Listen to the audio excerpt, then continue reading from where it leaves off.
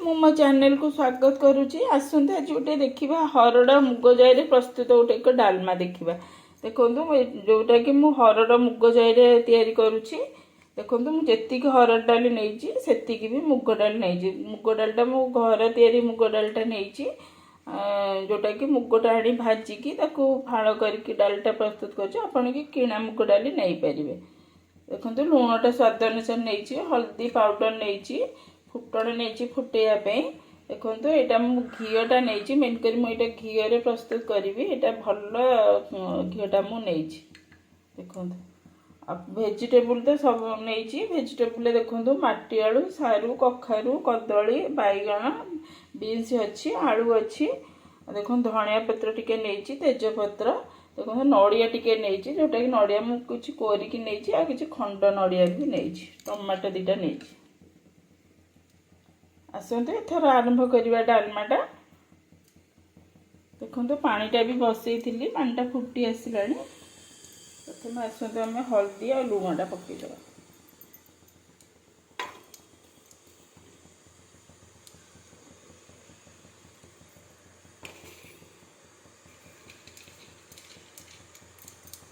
देखो डालीटा तो मुझे धोई देती मुग हरड़ डालटा मुझे पकई दूँ।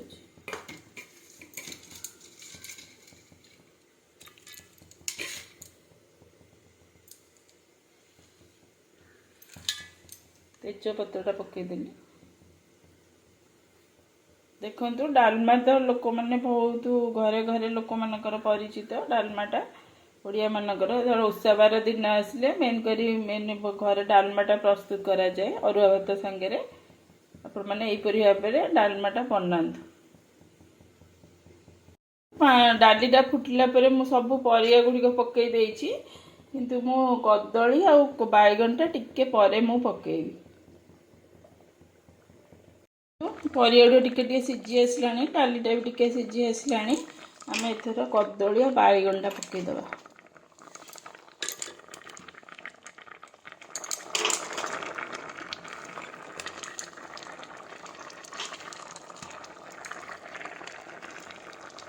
खंड नड़िया गुड़िक पकईदे।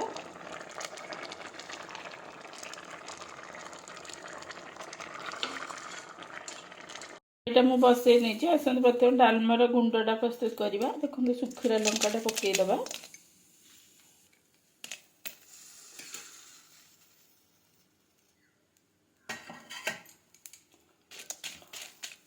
टिके सुखीरा लंकाटा भाजीगले आम जीराटा पकईबा।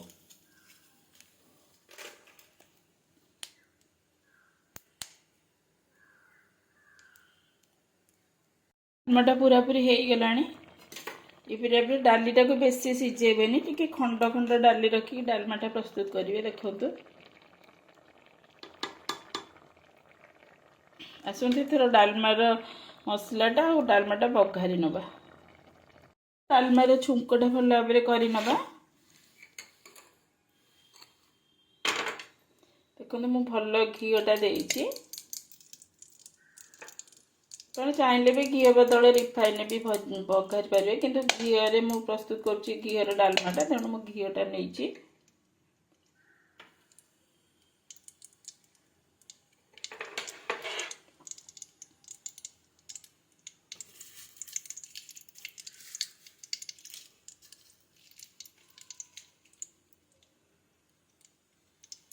सुखिया लंका पकईबे।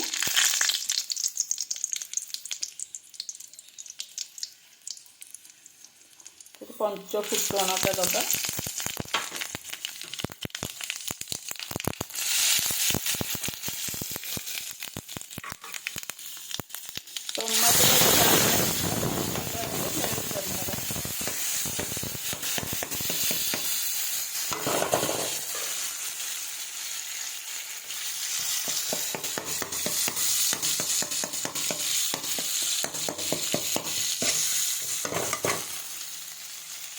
पूरा पूरी हो जाए डालमार प्रस्तुत गुंडटा पकेबा। देखो मो गुंडटा यहीपरि भाव में गुंड कर नहीं।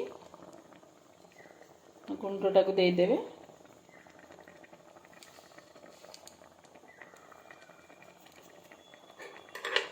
घी टिके देदेवे।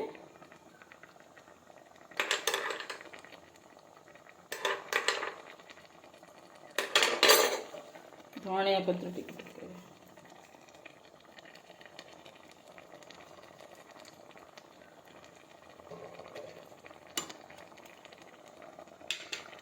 ଦେଖନ୍ତୁ ଆମର ଏଥର ପ୍ରସ୍ତୁତ ହେଇଗଲା ହରଡ଼ ମୁଗ ଡାଲିର ଡାଲମାଟା। ଏଥର ପ୍ରସ୍ତୁତ ହେଇଗଲା ହରଡ଼ ଆଉ ମୁଗ ଡାଲିରେ ତିଆରି ଡାଲମାଟା। ଗୋଟେ ହରଡ଼ ମୁଗ ଡାଲିରେ ମେନ୍ କରି ଡାଲମାଟା କରିଛି, ଭଲ ଘିଅଟା ବି ଦେଇଛି। ଆପଣମାନେ ଏହିପରି ଭାବରେ ବଢ଼ିଆ ବଢ଼ିଆ ଡାଲମା ଘରେ ପ୍ରସ୍ତୁତ କରନ୍ତୁ। ଡାଲମା ତ ସମସ୍ତଙ୍କର ବି ପ୍ରିୟ। ଆପଣମାନେ ଏହିପରି ଭାବରେ ଓଷା ବାର ଦିନମାନଙ୍କରେ ଅରୁଆ ଭାତ ହଉ କିମ୍ବା ଖେଚଡ଼ି ହଉ, ପୁରୀ ପରଟା ହଉ, ଯେଉଁଥିରେ ବି ଏହିପରି ଭାବରେ ଡାଲମାଟା କରି ନିଶ୍ଚୟ ଖାଇପାରିବେ।